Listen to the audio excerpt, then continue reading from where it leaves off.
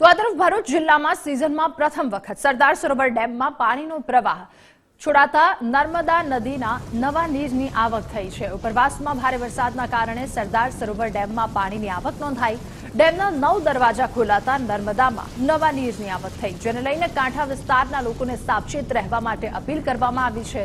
તો કાંઠા વિસ્તારમાં કોઈને અવરજવર ન કરી શકે તે માટે પોલીસ બંદોબસ્ત પણ મુકાયો, તેમજ માછીમારોને નર્મદા નદીમાં માછીમારી ન કરવા માટે સૂચના અપાઈ। ભરૂચ નગરપાલિકાના લોકોને એલર્ટ કરી રહી છે।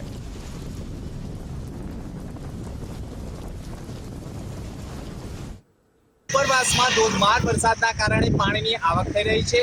સરદાર સરોવર ડેમમાં સતત પાણીની આવક થવાના કારણે સરદાર સરોવર ડેમના 9 દરવાજા ખોલી અને પાણીનો પ્રવાહ છોડવામાં આવી રહ્યો છે।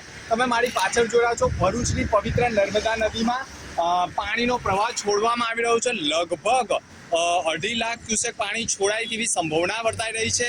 ત્યારે પાણી છોડવામાં આવવાના કારણે નર્મદા નદીમાં સતત નવા નીરની આવક થઈ રહી છે। જે માછીમારો છે તેમને પાણી છોડવાના કારણે માછીમારી ન કરવા માટેનું આહવાન કરી દેવાયું છે। સ્થળ ઉપર પોલીસ બંદોબસ્ત પણ મૂકવામાં આવ્યો છે। નર્મદા નદીમાં ફરી એકવાર પાણીનો પ્રવાહ છોડવાની કવાયત કરવાના કારણે સંપૂર્ણ નર્મદા નદી બે કાંઠે વહેતી થઈ હોય તેવા દ્રશ્યો જોવા મળી રહ્યા છે। ભરૂચ અંકલેશ્વરને જોડતી નર્મદા મૈયા બ્રિજ ઉપરથી નદી અહીંયા લોકો પણ જોવા આવતા જ હોય છે, પરંતુ વાત કરવામાં આવે તો 9 દરવાજા ખોલી અને પાણીનો પ્રવાહ છોડાઈ રહ્યો છે। 2.5 લાખ ક્યુસેક પાણી છોડવામાં આવનાર હોવાની માહિતી સાંપડી રહી છે। ત્યારે જે કાંઠા વિસ્તારના લોકો છે તેમને પણ એલર્ટ કરવામાં આવ્યા છે અને જે પ્રકારે પાણી છોડવામાં આવી રહ્યું છે તે પ્રકારે સત્તાવાર તંત્ર દ્વારા પણ માહિતી પૂરી પાડવાના પ્રયાસો કરવામાં આવી રહ્યા છે, પરંતુ નર્મદા નદીના કાંઠા ઉપર કોઈ અવરજવર ન કરી શકે તે માટે પોલીસ બંદોબસ્ત પણ તૈનાત કરાયો હોવાની માહિતી મળી રહી છે।